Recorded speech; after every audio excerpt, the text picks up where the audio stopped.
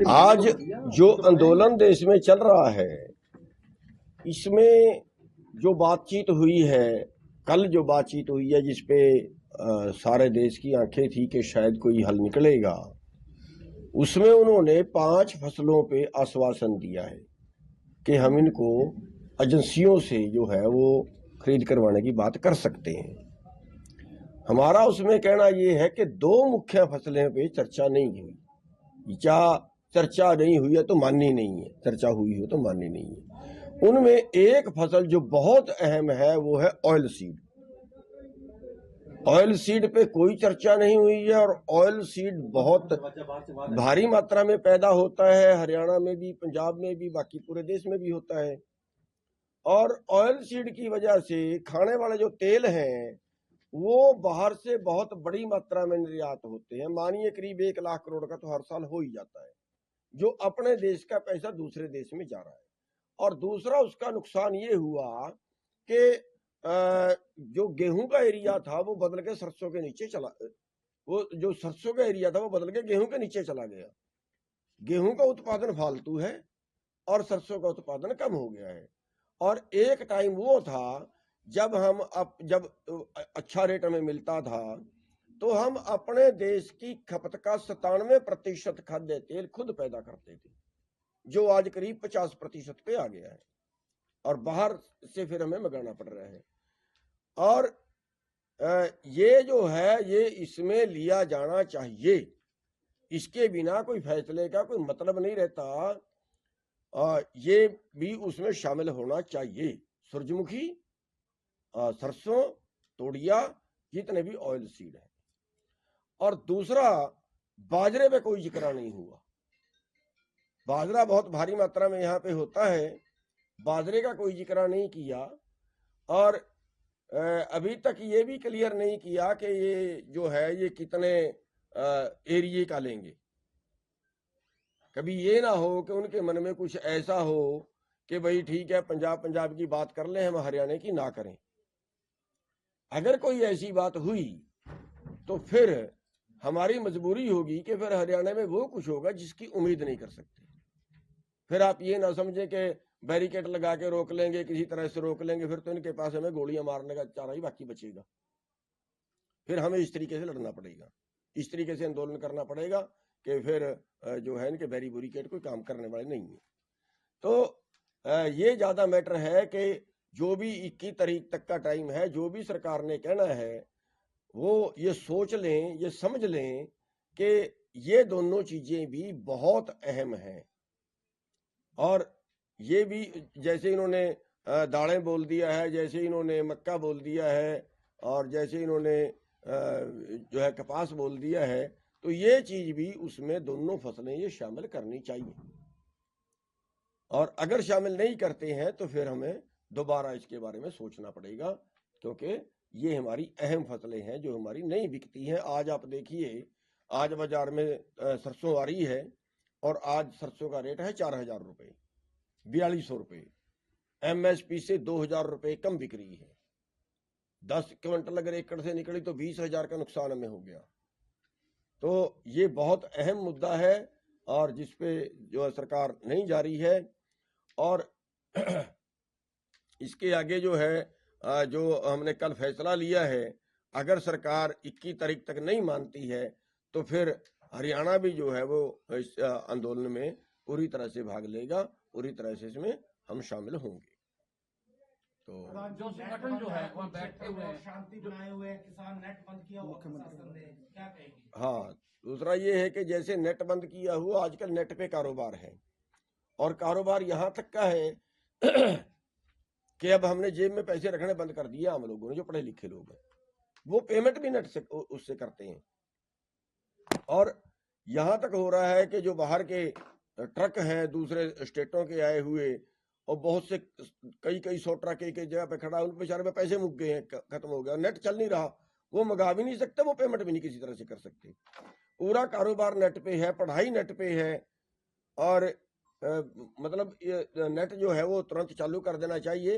Net बंद करने से आंदोलन बंद नहीं होते। तो आपकी शंका जैसे वो जो किसान वो ये है कि हरियाणा के मुख्यमंत्री ने एक बयान दिया है कि हम 14 फसलों पे एमएसपी दे रहे हैं, जो सफेद झूठ है। जो मैं आपके सामने उदाहरण बता रहा हूं कि आज हमारी सरसों 4000 में बिक रही है। भावांतर के तहत जिन फसलों को लाया गया, बाजरा है 300 रुपये कम बिका है। आपके आंदोलन किया सूरजमुखी का भी इन्होंने भावांतर में ले आए और उसका 500 रुपये से 700 रुपये तक एमएसपी से कम मिला है। दालें कोई एमएसपी पे नहीं खरीदी जाती हैं। तो ये जो मुख्यमंत्री जी कह रहे हैं, गुमराह करने वाला बयान दे रहे हैं कि हरियाणा के अंदर हम 14 फसलें खरीद रहे हैं, तो हम जो है इसके लिए चिट्ठी भी सरकार को लिख रहे हैं, सरकार से जवाब भी मांग रहे हैं कि सरकार बताए कि कौन कौन सी फसलों वो एमएसपी पे खरीद रहे हैं। जिन 23 फसलों का एमएसपी तय होता है उनमें से वो 14 खरीद रहे हैं, ऐसा उनका बयान था। कौन सी 14 खरीद रहे हैं, वो कितने प्रतिशत खरीद रहे हैं, मतलब जैसे बाजरा है वो कभी 25%, कभी 35%, यही हाल सरसों का है, यही हाल बाकी चीजों का है।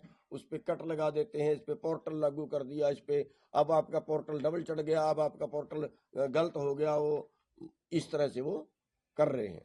मतलब उनमें भी कट लगा के वो खरीद रहे हैं और भाव अंतर के तहत उसकी भरपाई नहीं हो रही है। तो जो वो फसलें हैं वो सारी एमएसपी के अंदर की जाए। अगर 21 तारीख को बात वाला उसका जो मुकदमा दर्ज था वो भी अभी तक वापस नहीं लिया फैसला करने। जो संगठन वहाँ बैठे हैं, बात कर रहे हैं सरकार से, उनके साथ पंजाब के मुख्यमंत्री बैठते हैं, तो आपको शक है, शंका है कि हरियाणा को उसमें शामिल ना किया जाए जो सरकार के साथ उनकी बातचीत? देखिए, अभी तक ना तो ये बात आई है कि वो शामिल कर रहे हैं, ना ये बात आई है कि ना शामिल कर रहे हैं। हम तो एक आपके माध्यम से चेतावनी देना चाह रहे हैं कि कभी हो सकता है, क्योंकि पंजाब के मुख्यमंत्री साथ में बैठे हैं, हरियाणा का मुख्यमंत्री तो साथ में भी नहीं बैठा। हरियाणा के मुख्यमंत्री को भी तो साथ में बैठना चाहिए ना, जो बात हो हरियाणा के मुद्दे भी तो वो उठाए ना, उनको तो हरियाणा की वकालत करनी है, वो करें। तो ये ना हो कि कहीं वो ऐसे कोई गुमराह कर दें, गोलमोल बात को कर दें कि हरियाणा शामिल ना हो। हमारा प्रेस कॉन्फ्रेंस करने का जो आज का मेन मकसद है वो ये है कि हरियाणा में भी वही चीज लागू हो जो पंजाब में हो।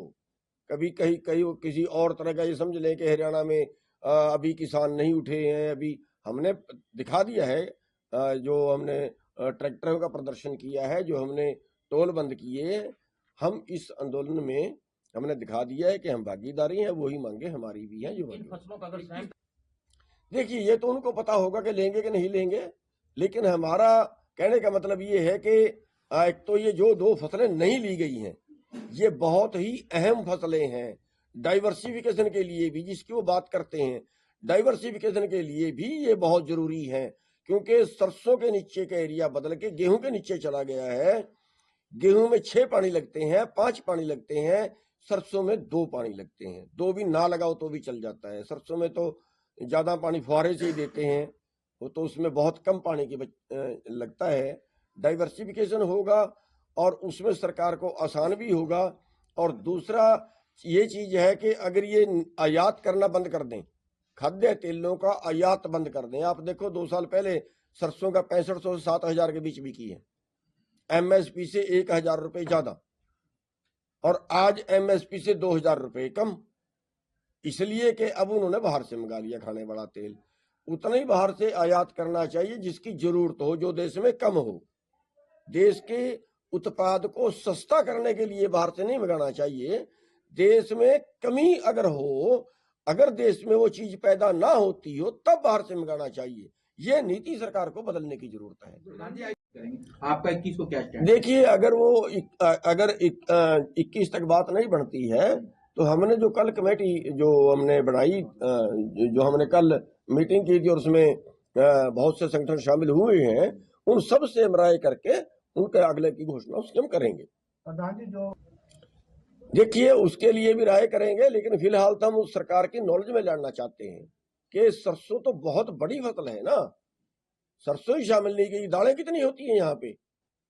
दालें तो यहाँ पे बहुत कम है, फॉर्मेलिटी है, दालें तो बहुत कम है। और दूसरा जो उन्होंने कहा है उसका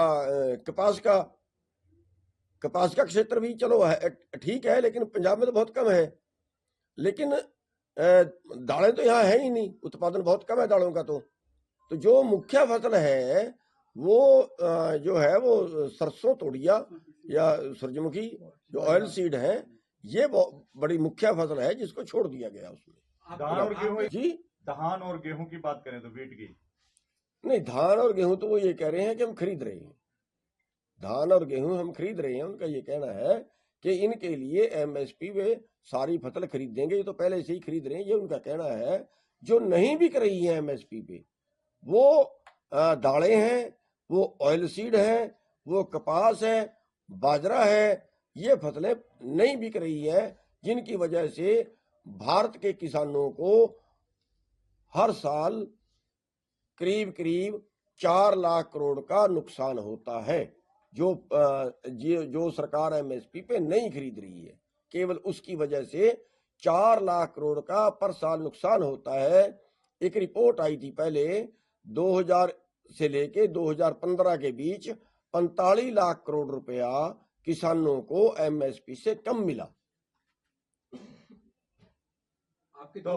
अभिमन्यु कोहाड़ को गिरफ्तार नहीं किया, सुरेश कौथ को और रवि आजाद को, उनको भी शायद रात छोड़ दिया गया है, जो मेरे पास 10 बजे छोड़ दिया। हाँ, रात छोड़ दिया गया है, जहां तक मेरे पास अभिमन्यु कुमार का जो वो किया गया है बिल्कुल गलत है, और उन पे 307 के मुकदमे लगाए हैं। ये बिल्कुल क्रूरता है, और आपके माध्यम से हम सरकार से कहना चाहते हैं कि उनको छोड़ दें, उनके वो मुकदमे वापिस लें। ऐसे अनर्थ बिल्कुल नहीं चलेगा, बिल्कुल गलत है।